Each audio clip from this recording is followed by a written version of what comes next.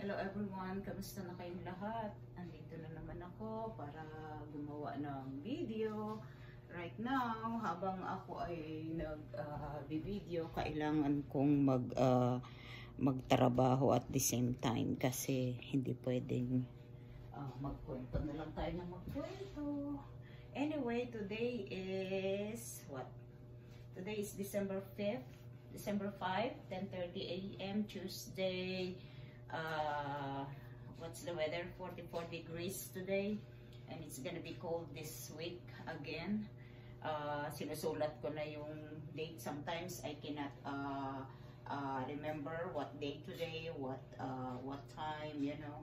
So ito, habang nakikipag-usap sa inyo, I have to do something kasi hindi naman tayo pwedeng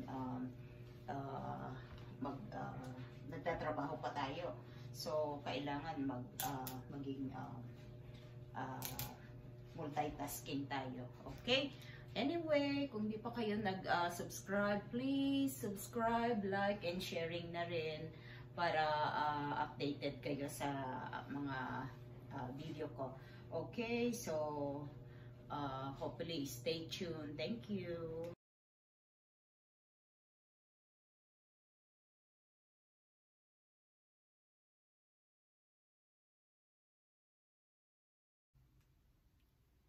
Hi guys, I'm almost done with my tiklupin. Ito ang trabaho ko pagka free ako ngayon. For a while, for a couple of hindi naman free all day. Kaya lang ay habang wala tayong trabaho, wala yung tao natin, ito yung ginagawa, nagliligpit, nagtitiklop ng mga damit na nilabahan. Kasi everyday ako naglalaba, kaya hindi ako natatambakan ng mga labahin kasi ayoko yung napupuno yung labahin ko. Kaya everyday nagluluload ako at least once a day, you know, alternate yan with my towels and my mga damit, you know, depende kung anong kulay kasi nakasort out lahat yan. Ayoko ng lahat halo-halo. So, ito ang ginagawa ko. So okay naman. Ganito talaga ang buhay dito sa Amerika. Kailangan matuto ka ng time management kasi kung hindi ka marunong ng time management, talagang wala kang magagawa. Babaho talaga ang bahay mo.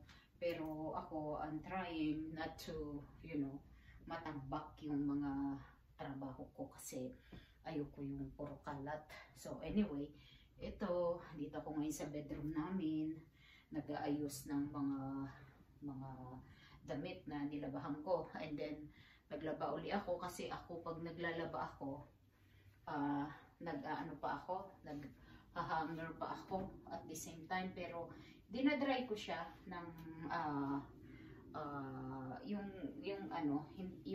yung damp lang siya para hindi siya yung kusot-kusot kasi ayoko nung damit na na-over sa dryer kasi sometimes hindi rin maganda.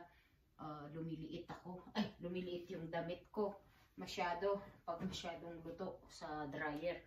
Kaya ang ginagawa ko, halfway lang talaga yan. Para nga lang matrabaho kasi isasampay ko pa.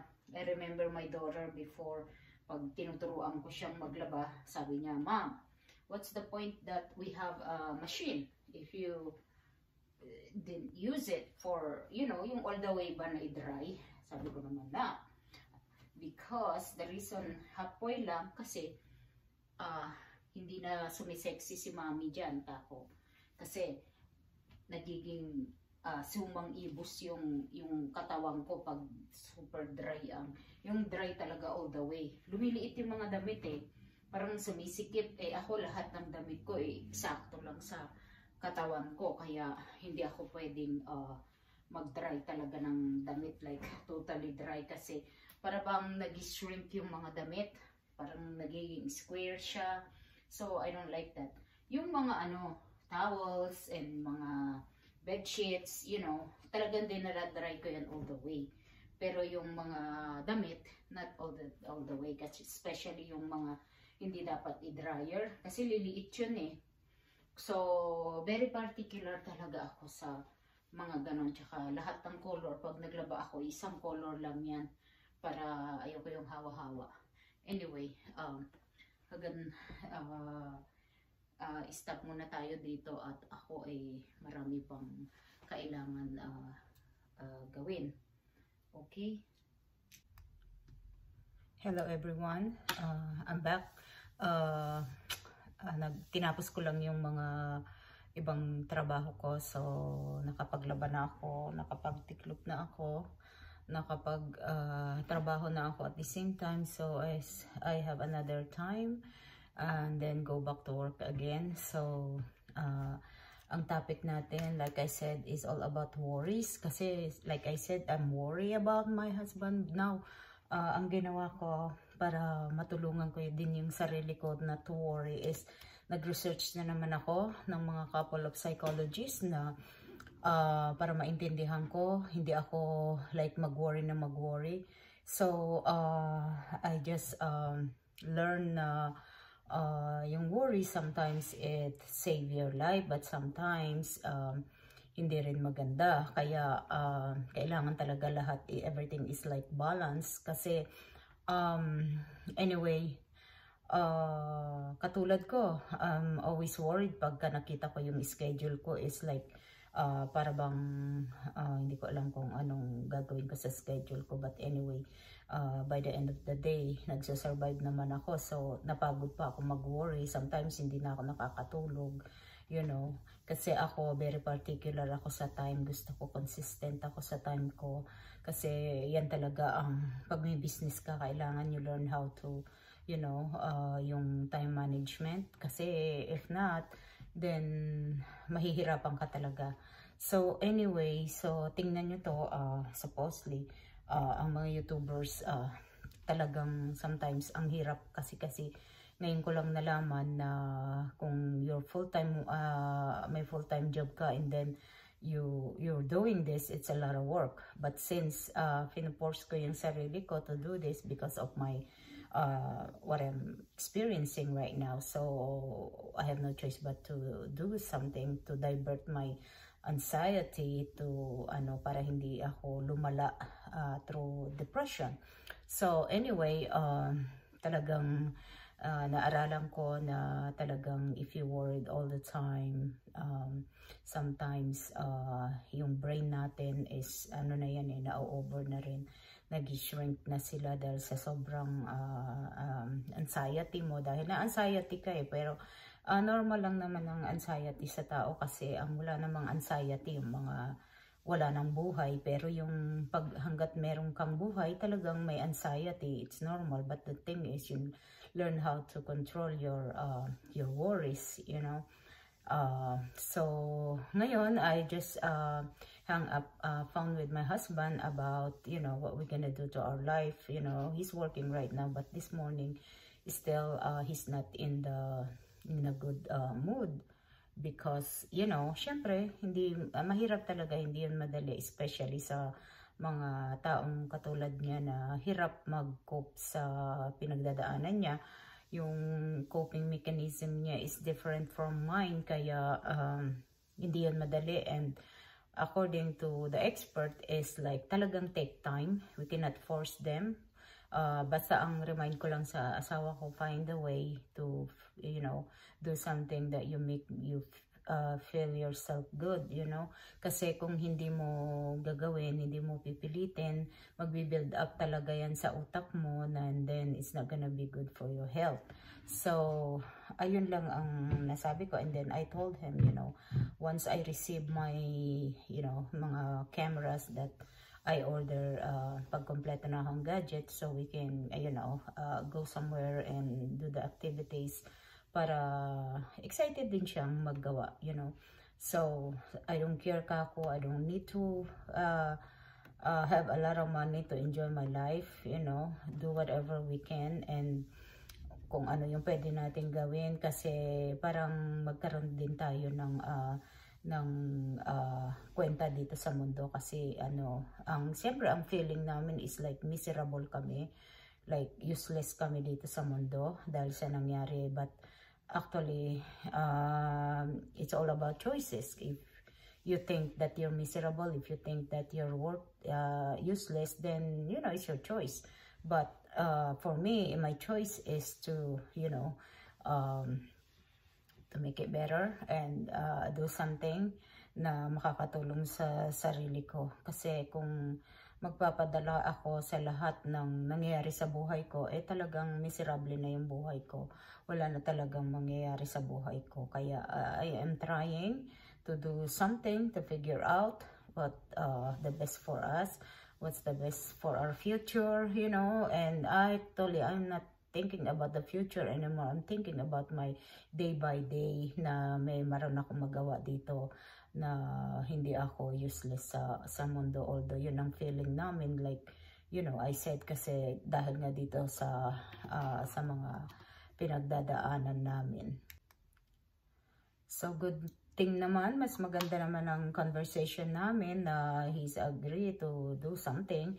Kaya like I said, honestly, this is the first time na bumili ako ng mga gamit ko na para sa akin na medyo valuable. Kasi honestly, like I said, yung worry ko before, I'm always worried. Nabuhay ako sa maging warrior ko kasi nga I am worried na something happened sa anak ko. I'm worried na hindi siya makapag-aral. I'm worried na mahirapan siya sa buhay, Kaya minsan pag binibiro ko yung anak ko, pag sinasabi niyang, "Mom, you need the pets," or "Mom, you need the plants, to take care para meron kang libangan," I always answering her like, "Oh no, I don't wanna do that anymore because I don't want to be stuck again, because you know me, if I have a pet, I'm gonna end up like taking care of that pets like my own kid, like you." Sabi ko, so may stuck na naman ako. Minsan nagtatampo siya, sabi niya, "Mom, it's not my fault na stuck ka," sabi niya, "because you can do something if you want," sabi niya, "and it's up to you. No one stop you," sabi niya gano'n, which is totoo. Now, I remember everything na sinasabi ng anak ko when she was still here, kasi na masyado akong naging sa anak ko, naging paranoid dahil she's by herself and she is my precious and she is my everything, and she is actually my only child na talagang yun lang ang binigay sa akin, because I've been waiting for her for like 10 years, more than 10 years to have a kid. So parang sa akin is not easy na masyado akong naging warrior. I even deliver her normal delivery when I was pregnant, and I didn't realize na wala namang problema kung yung shot na para sa pain, epidural, kasi talagang nanganak ako. Yes, nasa hospital ako, pero ang normal delivery ang pinik ko kasi I don't want any medication. I don't want any medication makaka-affect sa bata. So, yun ang ginawa ko noon. Kaya lang talagang I suffer because I experience all the pain. Para akong nanganak sa bahay. Ganun kahirap ang pag-deliver ko sa anak ko. Plus, ang anak ko kasi is breech siya. Breech is suhi siya. Kaya ang dami kong pinagdadaan na experience about her. Kasi nung 7 months na siya sa tummy ko, pina-stop na ako mag-walking kasi nahirapan ako huminga kasi pabaliktad siya. Yung paa niya nasa baba, kaya but I tried everything I could. Ako para hindi ako masaktan. I went to yung mga pool na para maka-exercise, para nag-hope ako na maging ayos siya para hindi ako ma-CS, So, lahat ginawa ko yun. And then, during my pregnancy, bedridden ako. Parang very, very sick ako. especially the first trimester ng pregnancy ko is talagang nag-lose ako ng weight, like probably mga 85 pounds lang ako, not even, talagang butot balat kasi nga I have vertigo and my sense of smell is very strong. Kaya lahat na lang hindi kaya ng ulo ko, hindi kaya ng sikmura ko, talagang nagsusuka ako. Kaya yun ang na-experience ko, and then kararating ko lang dito sa Amerika, tapos wala akong help, and then my husband need to go to work, so I'm by myself all the time. Kahit na frustrated ako na naglili ako kasi I remember yung mga sibling ko, mga kapatid ko, they are all, same like me, they are very sick. Talagang meron kaming hindi lang morning sickness, like all day sickness, So talagang hindi madali. Ang kagandahan sa kanila, nasa Pilipinas sila, they're not working during that time when they were, they have the pregnancy. Hindi katulad ko dito. Well, I'm not working during my pregnancy, but like I said, nag-a-adjust pa lang ako dito sa Amerika, and then I cannot, I don't know what to do, and I don't get any help to anyone because everybody's working. So, yun ang nangyari sa ko, and then, so sa na-experience ko sa anak ko, sa pagpapanganak ko sa kanya, sa hirap sa pag-iintay ko na magkaroon ako ng anak, at sa worry ko na ayokong magkaroon siya ng any problem because of the medication. So talagang parang nabuhay ako na it's like I'm worried all the time. So hanggang lumalaki na anak ko, talagang I work hard kasi I have to make sure na she's gonna go to school, she's gonna be, independent, na to make sure, kasi parang feeling ko, paano pag nawala kami na magulang niya, mag-isa lang siya, wala siyang hihingian ng tulong, walang tutulong sa kanya. So yung mga bagay na yun, lahat yung ginawa ko para, to make sure na she's ready when the time na mawawala kami, na maiiwan siya by herself. So it's so sad because, yun ang akala ko, but look what happened. Hindi naman ako ang nauna o yung husband ko, kundi siya. So yun yung mga bagay na pinag-worry ko ng matagal, dahil ayaw kong sa sobrang, siguro sa experience ko when I was growing up, talagang yung hirap na nakita ko, talagang sabi ko sa sarili ko, ayaw kong danasin ng anak ko yung hirap na yan, kasi hindi yun madali. At saka alam ko yung mga bata dito is different, hindi sila sanay sa hirap.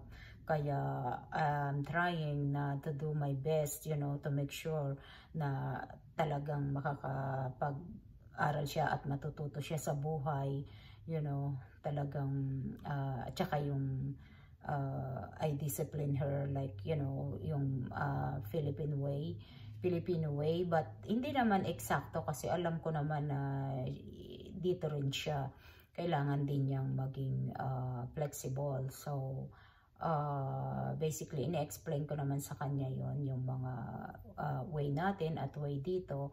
So I'm assuming talagang naiintindihan niya, what we're doing.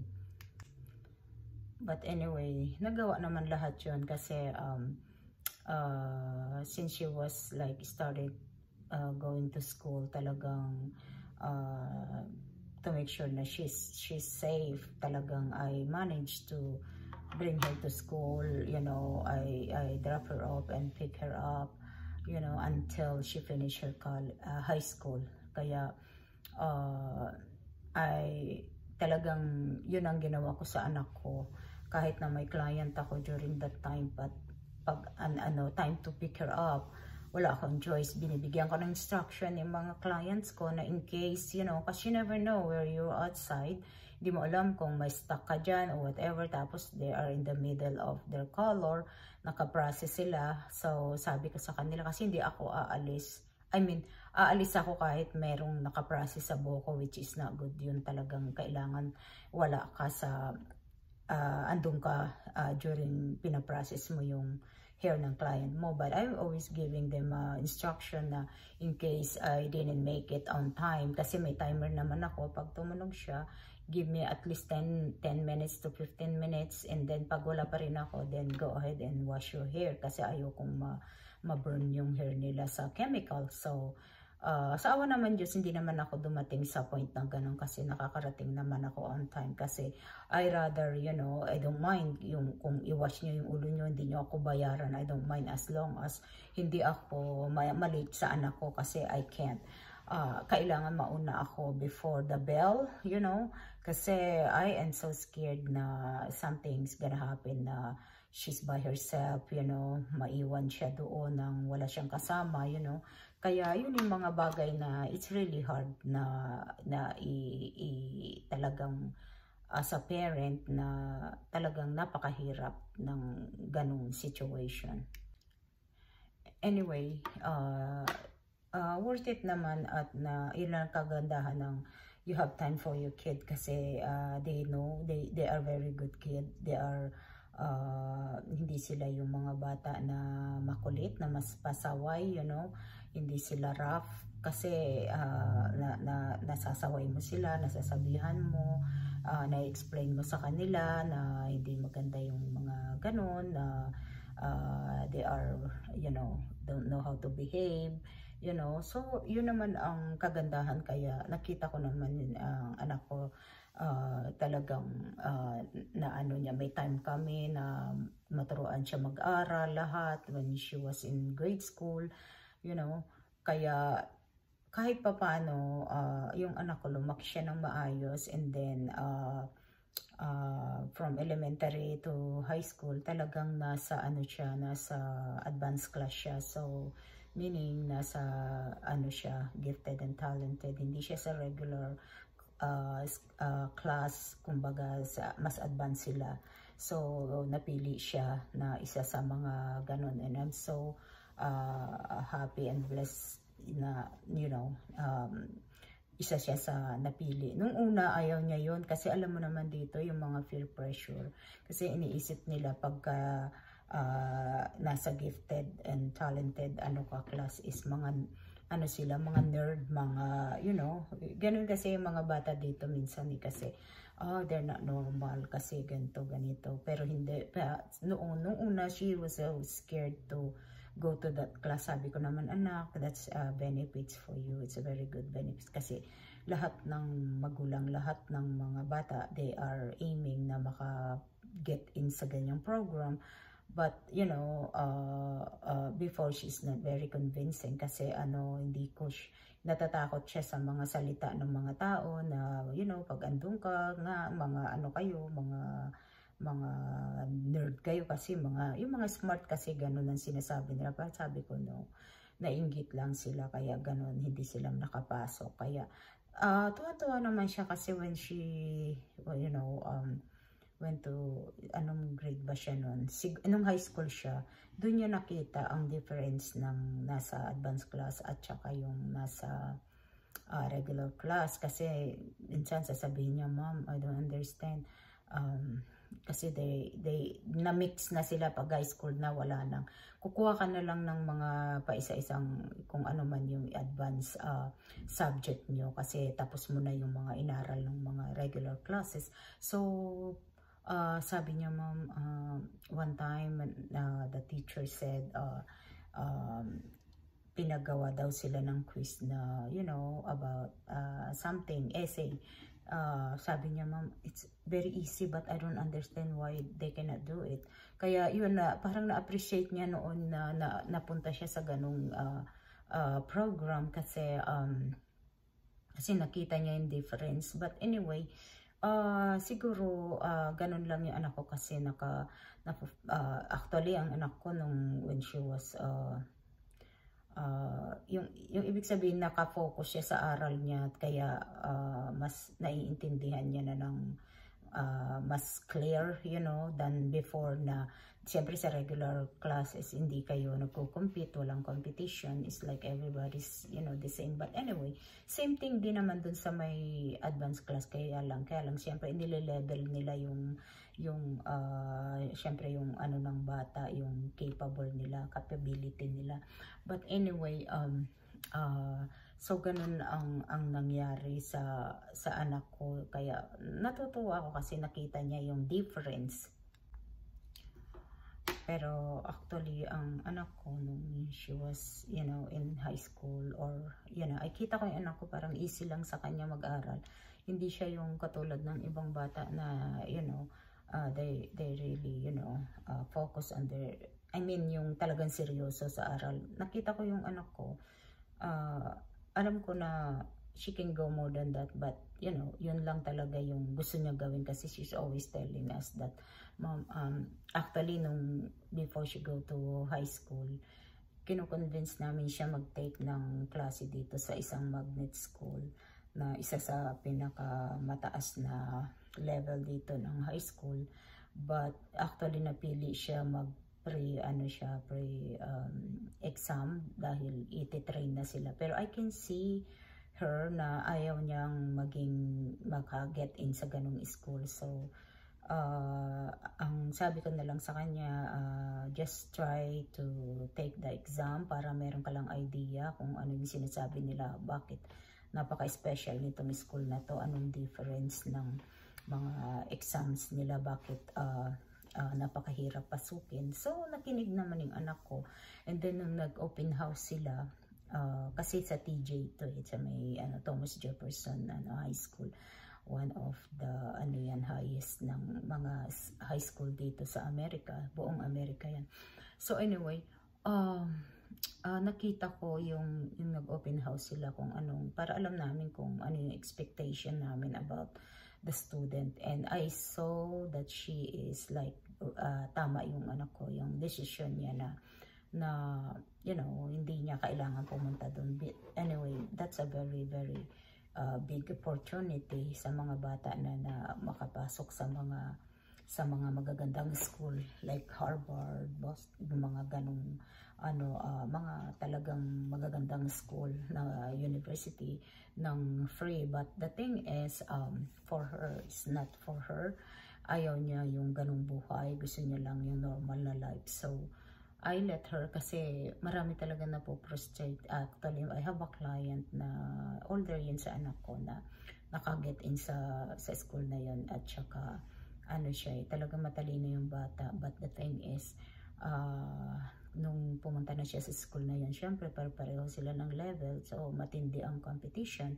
So ang nangyari is like na-frustrate siya kasi na-kick out siya, kasi you have to maintain your grades, kasi parang college na sila doon hindi ka nila ipopersahin mag-aral, but they expecting na mamimit mo yung level ng grade na kailangan nila. And she was very disappointed because sanay siya na mataas ang grade niya all the time, and then when she was there, hindi niya na maabot yung ganong level because magkakapareho na sila, matatalino na, and then na-kick out siya. So buti na lang before that thing happen, nakita ko na yung bata na yun, kaya hindi ko na pinilit sa anak ko na talagang pumunta siya sa ganong klase. So tama na yung pinagbigyan niya ako na nag-school siya sa advanced class nila during the regular time niya. So that's a big help, kaya kahit pa paano naka-advance ang anak ko when she was in college. And then actually during her first year, talagang it's a big difference ng aral ng anak ko, kasi talagang it's a yun sa kanya, big deal yun, dahil first time niyang lumabas sa mundo. Pero like I said, before she did that, talagang tinuruan ko na siyang maging tough, although iba pa rin yung na-experience mo outside. So actually yun yung struggling niya siguro for the first year sa college, kasi she's not used to hang around with with a kid, especially yung mga kid na they can do whatever they want. So masyado siyang particular, so yun naman ang nakita kong sana hindi naman ganun, para hindi siya masyadong panibagong sa kanya, kasi yung mga bata talagang they don't sleep at night, you know, they are awake most of the night, and then sa araw dun sila mga dead sila, talagang tulog sila. Ang anak ko is a morning person. Actually, when she was in college, I think she's the only person who wants to get like 8 o'clock in the morning class. Hindi katulad yan sa atin, 7 o'clock we have class na. But dito, most of them, they usually go like after lunch or night shift, you know, or at least it's not that early, you know. So, talagang ganun yung anak ko. Mas gusto niya yung early and then finish early. So, ako, ayun ang sinasabi ko na naging worry ako for everything. Kasi I'm trying to fit everything, you know, kailangan kong, when she was growing up, I have to make sure that I set aside all her expenses for college kasi hindi ko na siya kinuwanan ng college fund kasi it's too expensive. Plus, you know, syempre nakukuha ako ng mga advice from, you know, yung mga taong older sa akin na naka-experience during their time na nasa time namin. So some people, they said you don't have to get any student loan kasi sometimes it depends on the kids kung gusto nila mag-aral o hindi. At least hindi ka naka-tie up dyan sa college plus sometimes yung mga bata, they wanna go somewhere, they wanna go to a university outside the, you know, out of state, and you know, yun yung mga kinoconsider kasi so I basically decided, okay, wag na lang. So I rather set aside for her kasi ako ganun ako hanggat hindi na ako kompleto yung bill ko, hindi ako basta gumagastos like gastos, you know.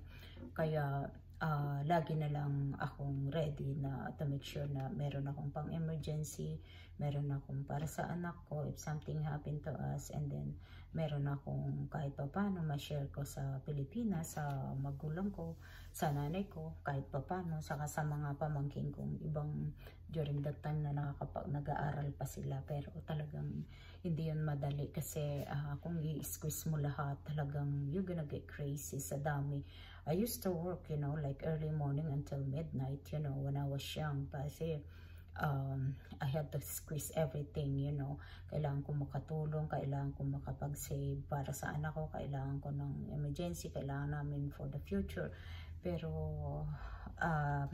ang hirap pala, hindi pala ganun ang buhay. So nag-worry ako ng husto to make sure kasi kasi nung umalis ako sa Pilipinas, I was telling to myself, you know, pag nakarating ako ng Amerika, maiahon ko sa hirap yung mga kapatid ko. But hindi pala ganun kasi ang Amerika is not like akala natin na pinupulot lang yung pera. Hindi pala ganun. Kaya ang nangyari sa akin, talagang nasabak ako sa buhay na hindi ko ine-expect. But we able to survive naman. At saka I'm so blessed na I have a talent na I don't need to, you know, yung masyadong maraming skill para makapagtrabaho ng maayos.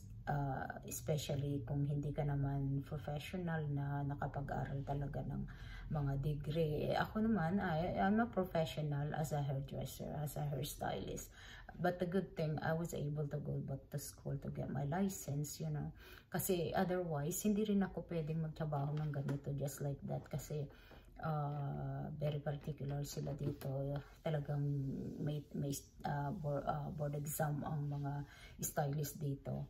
Kahit manicurista ka lang, you need to get your license. Ganon talaga dito kasi sila medyo mahigpit sila sa mga client dahil alam mo naman dito, konting bagay, andyan yung mga susog na mga sinasabi, susuka talaga. Kaya nakita ko lahat kung anong klaseng buhay dito. And then pinag-aralan ko how you survive here. Pinag-aralan ko lahat kung anong klase ng tao para mag-survive ka dito ng hindi ka malunod, don't end up like ma-bankrupt ka, you know, kasi ang daming bankrupt dito na tao. But actually, yung mga tao na yan, sila pa yung mga mas magaganda yung buhay kasi, you know what, I'm not worried about, you know, kung ma-bankrupt ka. Kasi, magsusurvive ka anyway, you know, hindi katulad namin na masyado kaming warrior na we don't wanna experience that bankruptcy kasi alam bakit? ayaw namin mabaon sa utang kasi alam namin na, malulunod ka talaga, and then try to keep up, with the bills.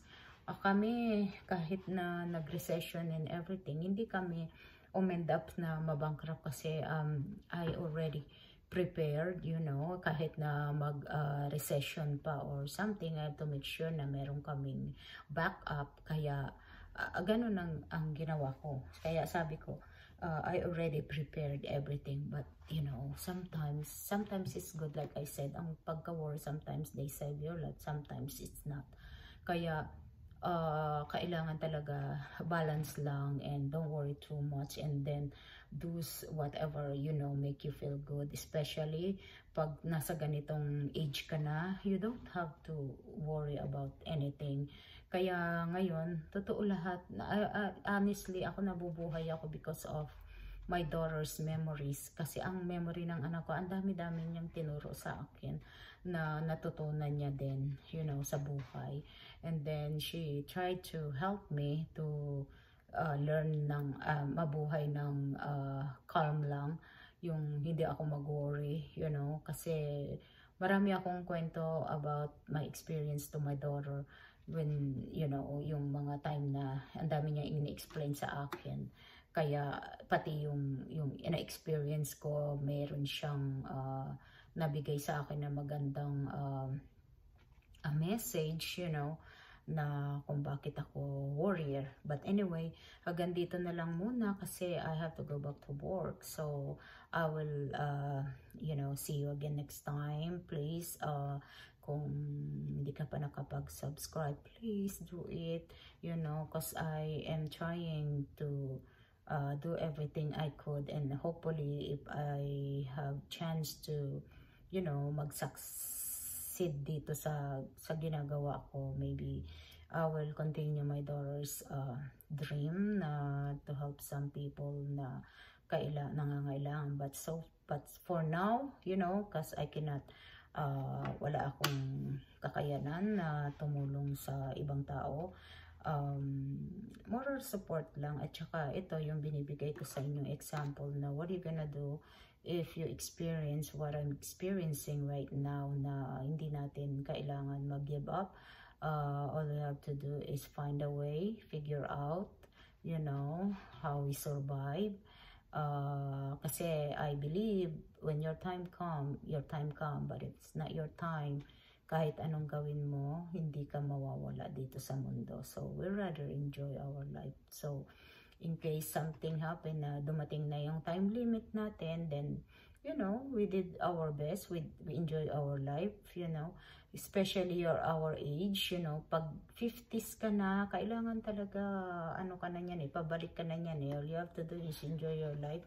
Don't worry about, no more worries na talaga. Kaya ako, yan ngayon ang pinag-uusapan namin ng husband ko, na kailangan namin magkasundo sa lahat ng bagay para hindi kami ma-stress lalo, at saka yung worries namin na medyo iset aside na muna namin yung worries namin kasi napagod ako sa worries ko. Kaya ngayon, tsaka muna ako, stay away muna ako sa mga bagay na hindi ko pa kayang i-tolerate, like, yung mga negative na tao, negative na kung ano-ano sa buhay. Unti-unti, dahan-dahan lang. Pero I'm pretty sure, darating din ako dyan sa time na yan. But right now, ang focus ko is to heal myself.